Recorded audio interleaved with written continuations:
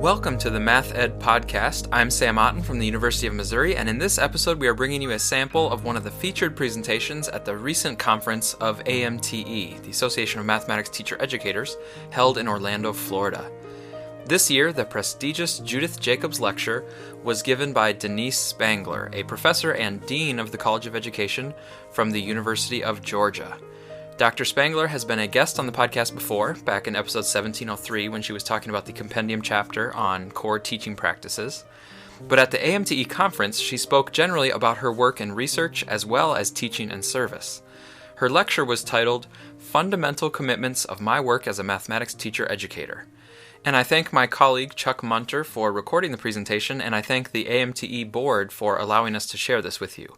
And it's my understanding that the AMTE website will eventually be hosting the slides from Denise's presentation, so when that is available, I will link to it in the show notes.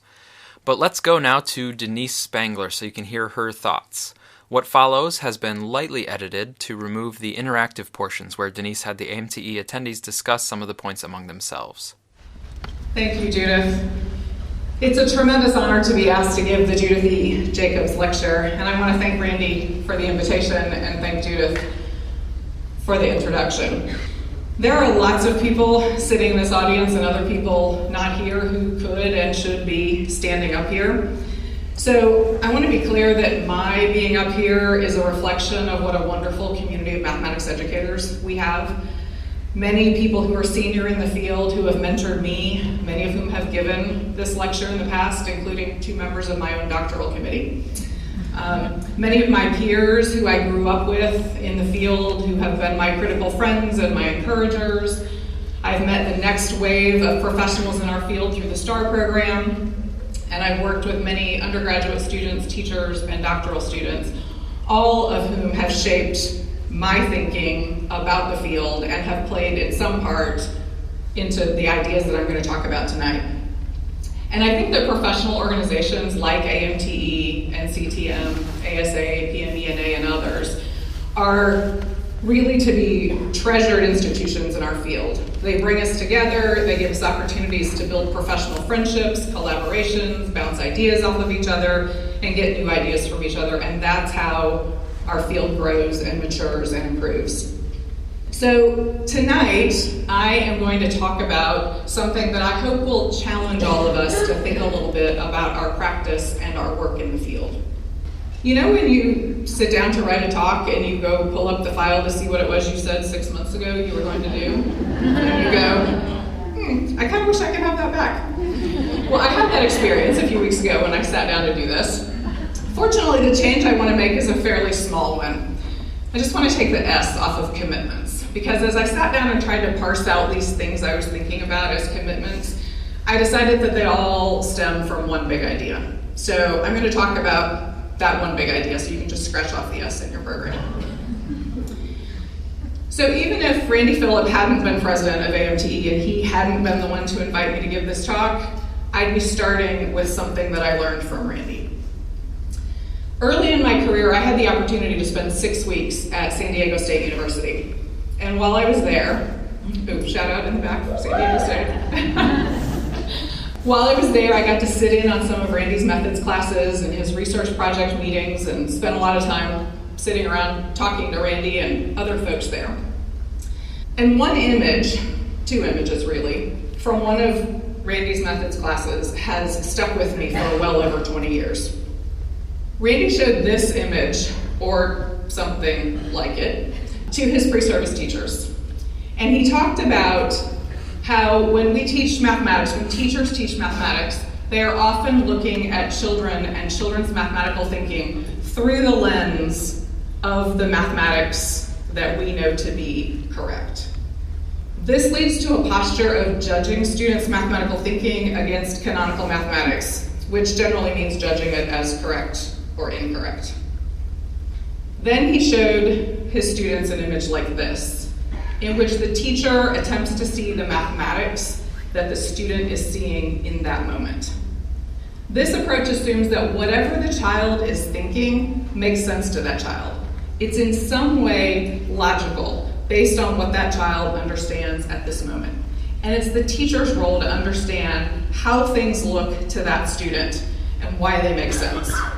Then, after the teacher understands what the student is seeing, the teacher can be much more effective in asking questions, posing a different task, changing the numbers in the task, or taking other action that will help the child leverage their thinking to make sense of the mathematical idea. Note that in both of these approaches, the goal is still the same. We still want the child ultimately to learn correct mathematics. It's the focus and the path that are different. One sees the child as a capable mathematical thinker who can build on that thinking, and the other places all the power in the mathematics and the teacher. Another key difference in these two images is implicit in this image, and the second one is curiosity on the part of the teacher. In a recent book chapter, Randy and John Siegfried and Ava Thanheiser talked about this curiosity as intellectual humility. The teacher has to humble themselves to say, I don't know what this is like for you. I want to experience this the way that you're experiencing it. And this is a stance that leads to the child feeling valued and at the center of the learning instead of mathematics being the centered object. So although these ideas captivated me 20 some odd years ago, I'm guessing this is old news to pretty much everybody in the room. This picture gets at the heart of what we all fundamentally believe about the teaching and learning of mathematics, and it shapes our thinking about teacher education. I'll just say, when I asked Randy if he still had copies of these, and back then they were probably on acetate on an overhead projector, he did send me some images that weren't quite the ones I was looking for. And I took them to the graphic designer. One of the perks of being dean is you have access to things like graphic designers. And I said to her, do you know what screen beans are? And she looked at me like I had 3 heads. These little people were our early versions of Microsoft clip art that back in those days were called screen beans. Apparently anyone under the age of about 40 has no idea what those are. These look a little Pinocchio-ish for my taste, but if you Google screen beans, they'll come up. They're a thing. They're still out there. What I want to challenge us to do tonight is to think about what happens if we take this image up one level. What happens if we replace that teacher on the left with teacher educators? And what happens if we replace that student with the teachers we work with? And throughout this talk, I'm going to use the word teachers, but I mean to be inclusive of pre-service teachers, in-service teachers, mathematics coaches, doctoral students who are developing as teacher educators. But we're teacher educators working with teachers around ideas of mathematics teaching and learning. And this represents the fundamental commitment that I want to talk about tonight. I strive to see teachers and their thinking and their actions about mathematics and about pedagogy in the same way that we urge teachers to view students' mathematical thinking. Teachers are sense makers. Just like the kid who says 28, 29, 2010, pre-service and in-service teachers' knowledge and past experiences shape their actions in the classroom. Their beliefs are a result of their lived experiences. And just like that teacher in the second picture, we as teacher educators need to demonstrate the curiosity and the intellectual humility that allows us to understand how something a teacher did or said came from a place that made sense to them. Pre-service teachers come to us wanting to be good teachers. Do some of them come with naive ideas about what this is going to take? Do some of them come thinking they already know everything there is to know about teaching? Do some of them come thinking that the only place they're going to learn to teach is in their mentor teacher's classroom? Yes, absolutely. I don't believe teachers get up in the morning and go to work thinking they want to do a bad job teaching mathematics. Teachers really want to make a difference in students' lives.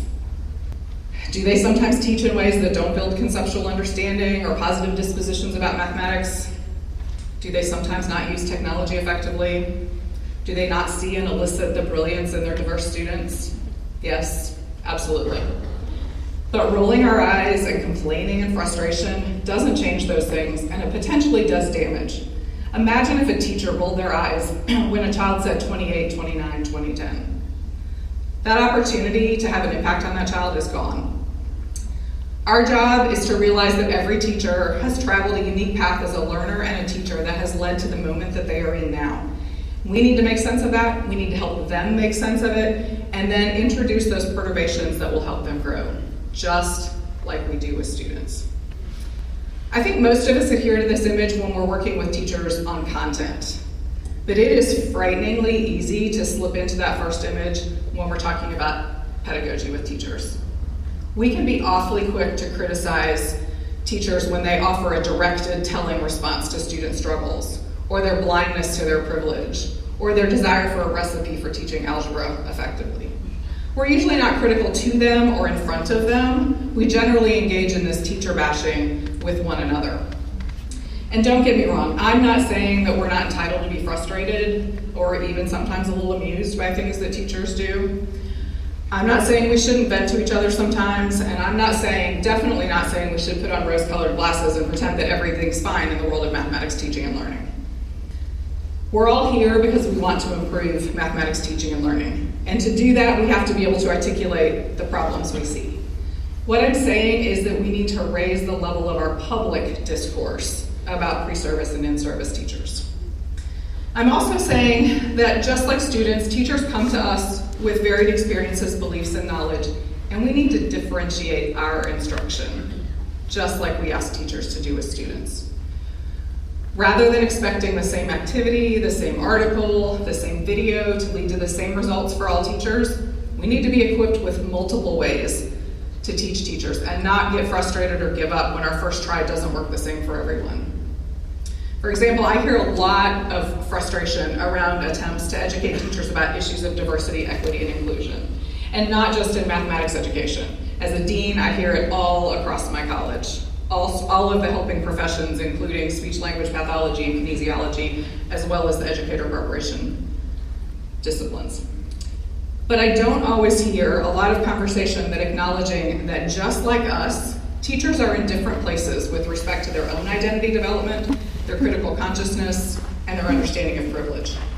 Similarly, teachers are in different places with respect to student-centered teaching, questioning, technology, representations, pretty much any other topic you want to name.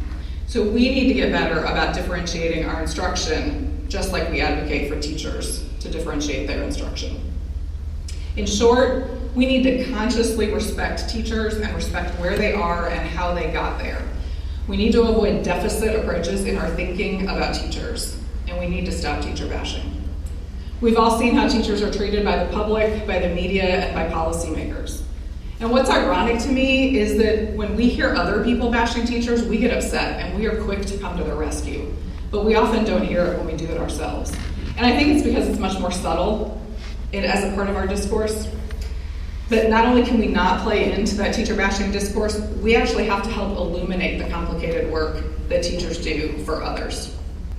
So I'm going to turn my attention now to ways that I try to enact this commitment in my own teaching, research, and service, and then I'll talk about the field and specifically AMTE. But before I start talking about my own work, I want to make really clear that I am not claiming that I am a saint. I am not claiming that I am perfect 100% of the time. In fact, I'm going to tell you a story about a really big exception to this perspective that is fairly recent for me.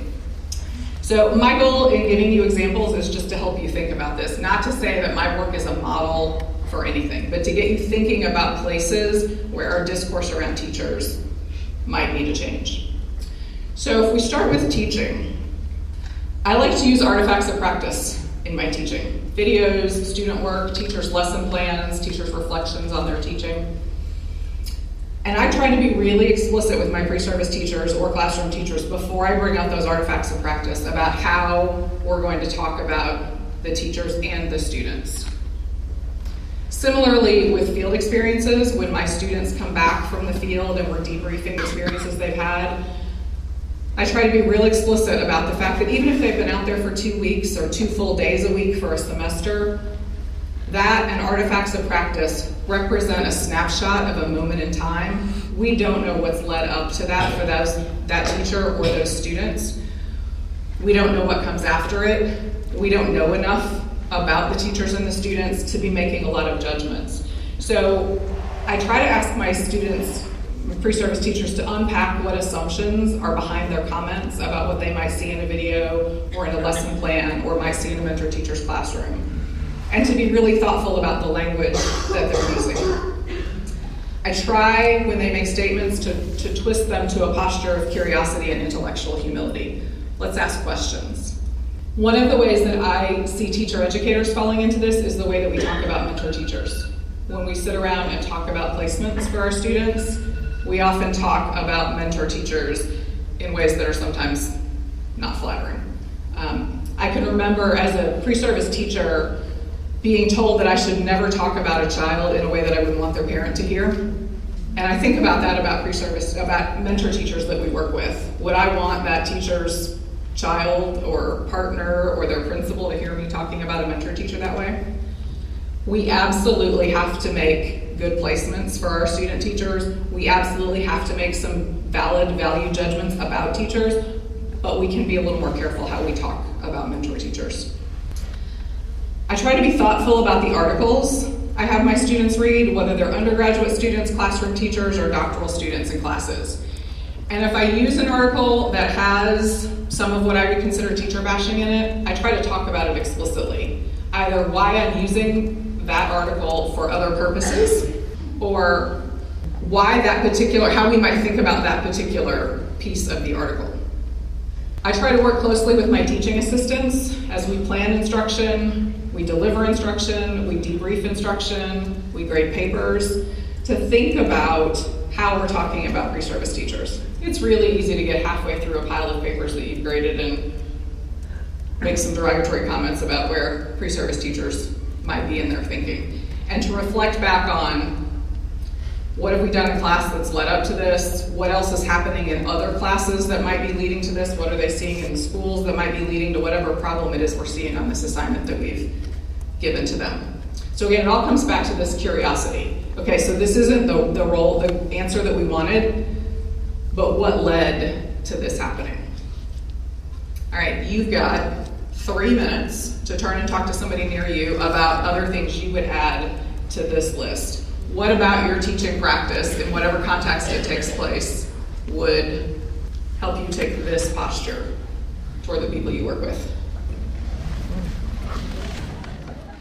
Next, let's think a little bit about research and scholarship. And I intentionally use both of those words because in scholarship, I'm thinking about things, presentations and publications for a practitioner audience as well. So in my own writing, I try not to write anything I wouldn't want my participants to read. That doesn't mean I'm not critical about what they've done. It doesn't mean I don't use work in the field, literature, theoretical lenses to critique and position what they've done. But I try to write about it in a way that is respectful and explains how they got to where they are, so I wouldn't be uncomfortable with them reading it. I also try to share my data analysis with my participants. Now, I'm not always able to do that, but one of my all-time favorite data collection experiences is a teacher who I studied for 4 years, from her pre-service years into her induction years and on into her 4th year of teaching, was and still is to this day an enigma to me, because at the beginning, I would have said that she's not somebody I wanted teaching mathematics to my child if I had one. She was competent mathematically, but she didn't like it and she didn't want to teach it.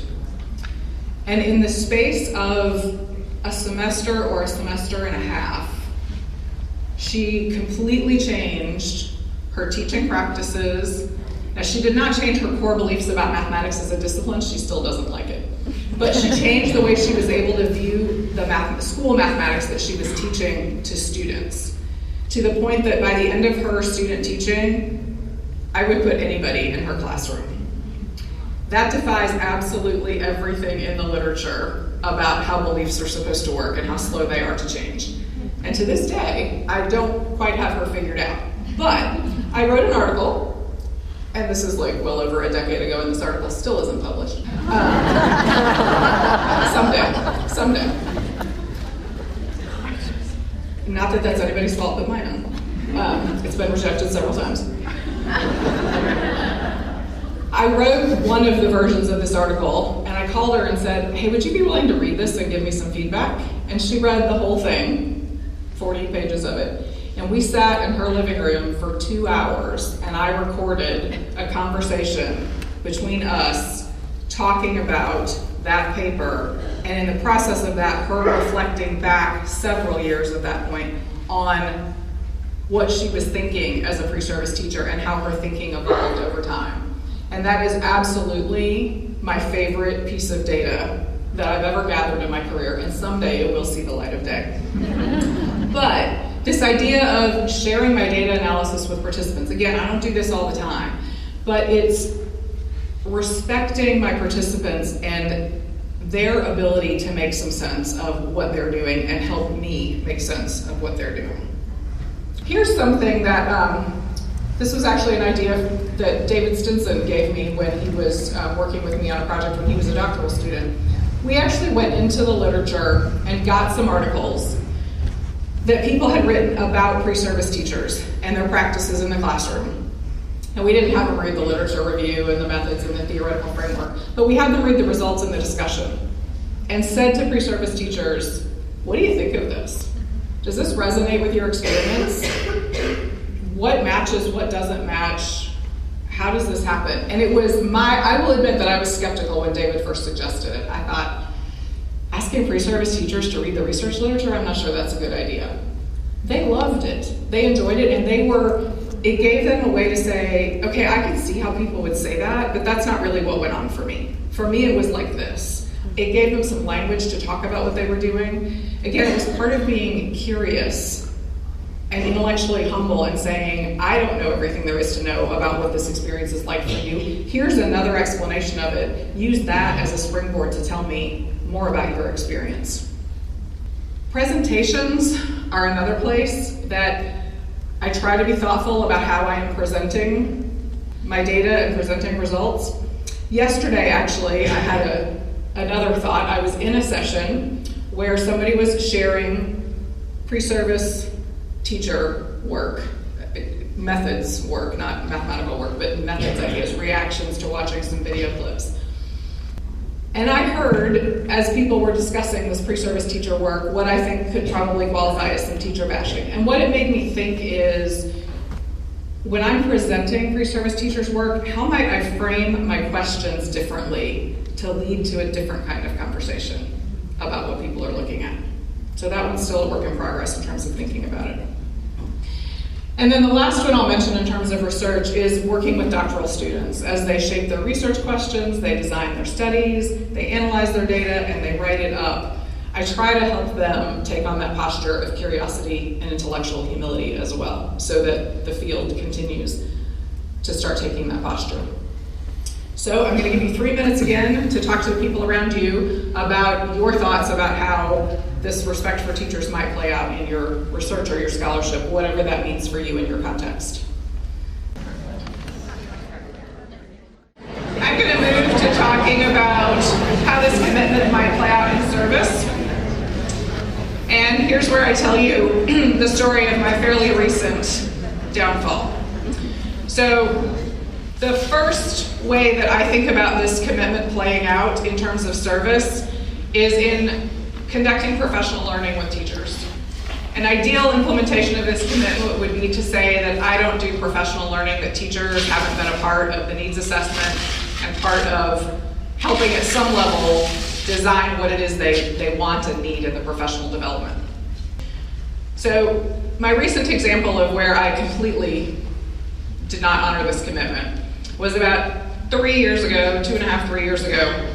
Our university system put money on the table, $1 million basically over 3 years, for STEM education. All you had to do was write the proposal and you would get the money. So our Office of STEM Education wanted that money.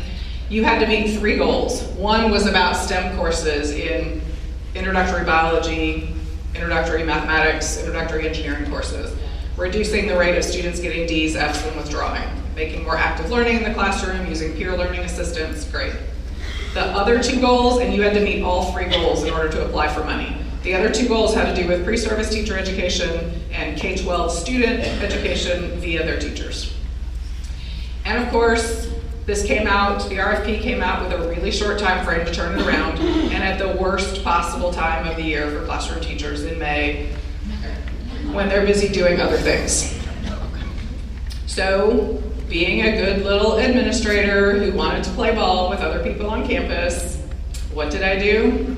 I went and sat in the school district office of our partner school district, with which we have a long-standing partnership, on which I served at the Board of Education for 12 years, and sat there with the associate superintendent for teaching and learning, the secondary mathematics coach, the secondary science coach, their data person, their research and grants person, and the two people for mathematics and science education at UGA who were going to do this work. The district looked at their data, we looked at what the people who were going to do this work had interest in and skills to do, and we designed some stuff to do with teachers. No teachers were consulted, and you can probably guess where this story is going to go. It comes time to roll out this project. We can't get in teachers' classrooms. We can't get teachers to respond to emails. We can't get principals to respond to emails. We can't get this thing off the ground. We eventually get in a couple of schools, we eventually get in a couple of classrooms, but at the end of the year, we have basically nothing to show for this. It gets worse. It gets worse. I am part of writing an annual report on this project in which we blame the fact that there was heavy administrative turnover in this district. The superintendent turned over 4 of the 6 principals in the schools we were working with, turned over, lots of new things going on. Oh, I should mention, we did do an evaluation at the end of year 1, and it was dismal. The teachers were painfully honest about the fact that they saw this as a waste of time. It wasn't meeting their needs. It was one more thing they had to do. They didn't understand why they were doing this. So we wrote the year 1 report and blamed everybody but ourselves. And that same group of people, with the exception of one math ed person who swapped out, sat in that very same room again and planned year 2 without any teachers. Despite the fact that the secondary science coach and the secondary math coach both said, it's clear that we need teachers' voices in this. And we took those evaluation data as teachers' voices. And you can guess how year 2 went. Year 2 did have some pockets of bright spots. There were some teachers who connected with the mathematics educator and the science educator and had great experiences. It was nowhere near what we proposed. It was nowhere near what was envisioned. We didn't do an evaluation at the end of year 2. We knew what that was going to say. And at the end of year 2, those same people sat in a room again and said, we're pulling the plug on this. Teachers don't want to do this. This is not meeting their needs. It's not based on what the district's doing. It's not connected. We're not respecting and honoring the work that teachers do. Teachers actually said to us, do I have to do this? And we were thinking, here, we're bringing you all these resources, human and otherwise, and they were like, do I have to do this? And the answer was no. So year 3, fortunately, the university went on with its stuff without the district part. But that's a really recent, really painful example of where I failed to live up to this commitment that I said I had. I let expediency and being a good team player get in the way of what I really believe about mathematics teacher education. So professional learning is a place where this commitment could play out. Reviewing articles, grant proposals, conference proposals is an opportunity to, again, I like to think about curiosity and intellectual humility. I try to ask questions and offer feedback in the form of, have you thought about it this way? What about? As opposed to saying, you're teacher bashing, this should not ever see the light of day. But reviewing is a place to offer this perspective. Serving on committees is another place. I've been really fortunate to be on the JRME editorial panel, the mathematics teacher educator editorial panel, various other service opportunities where I've had a chance to give that perspective and ask sometimes, where are teachers' voices in all of this? So I'll give you 3 minutes again to think about service. And service might, in your context, mean institutional service. It might not mean professional service. It might mean institutional service. So take a few minutes and think about how this commitment might play out in service in your context. So as we think about the work that we do as a field at large, one of my thoughts about how we apply this commitment is to think about teachers as our partners. Instead of thinking about teachers as the object of the work we do, thinking about teachers as partners in our teaching, our research, and our service. A second thing that I think we can do is to think about working with our fellow teacher educators. In the P8 world, those might be teacher educators in language arts and science and social studies and general curriculum and instruction. The 612 world, it might include mathematicians and statisticians. It might include curriculum directors and coaches and so forth. Because those people can give us some alternative perspectives on our work.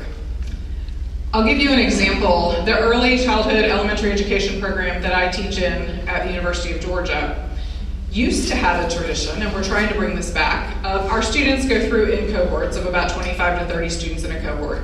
And before the semester starts, all of the faculty who were teaching that cohort get together, share syllabi, share readings, talk about the big ideas that we have, because there's actually a lot of overlap in what we're trying to teach elementary education majors. We look at assignments, we look at readings. Sometimes we make adjustments, sometimes we don't. At least if we're offering conflicting or competing information, we know that we're doing that and we know how that might be affecting our students' development. But then we usually try to meet again in the middle of the semester and just check in sort of on the group as a whole and on individual students. And I cannot count the number of times over my 20-something year career where I've sat in one of those meetings where one of us has singled out a student who we had concerns about, shared those concerns, whatever they were, about the quality of work, about professionalism, about whatever, and some other teacher educator who had them in a different context said, that's not at all my experience with them. Hearing those two pieces of information and then hearing from the other teacher educators and maybe the people who were supervising them in the field, we were able to get a much better picture that challenged the assumptions that any one of us might have made on our own. So I think that we can leverage engagement with our teacher education peers, including our partners in mathematics and statistics. And I would, since a couple of my mathematician, statistician friends are sitting here, I will mention that we probably ought to quit the teacher bashing of mathematicians and statisticians as well. We do our fair share of that. We say that some of them get it and some of them don't. That's a different talk, but I'll just throw that in there. And then I think at the level of the field, we all have an individual responsibility to speak up at our own institutions, organizations, conferences, places where we have privilege, when we hear teacher bashing, and to invite our colleagues to call us on it when we do it. I'm going to talk about AMTE for a second. Specifically, AMTE standards. I think we have to be really careful not to weaponize those standards. By using them we can use them as a goal to aspire to, but you can also use them as a yardstick and beat people over the head with it when they fall short of those standards. We can't control what everybody else does with those standards, but we can control what we do with them. We can also control what we publish, conference proposals, position statements, and other things that we put out on the web, on social media, and so forth. And then we have influence with other organizations and with policymakers. In the advocacy session this morning, there was a question that was raised that when you compare AMTE to other organizations like NCTM that have a full-time executive director and multiple other full-time staff, officers of the board who are more than volunteers actually have release time to do their work. They can pay lobbyists, they can pay firms in Washington to go to the Hill. What could AMTE possibly do without the resources that something like NCTM has?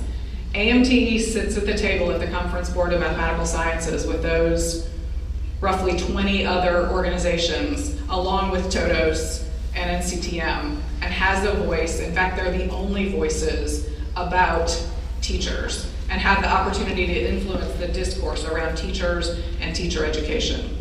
So I would argue that AMTE does have an advocacy opportunity, at least in that arena, and probably other places. All right, so if any of what I've said tonight resonates with you, I hope that you'll pick one piece of your practice as a teacher educator and think about how a commitment to respecting teachers and seeing teachers as sense makers might play out in that aspect of your practice. What do you want to be mindful about? What do you want to be curious about?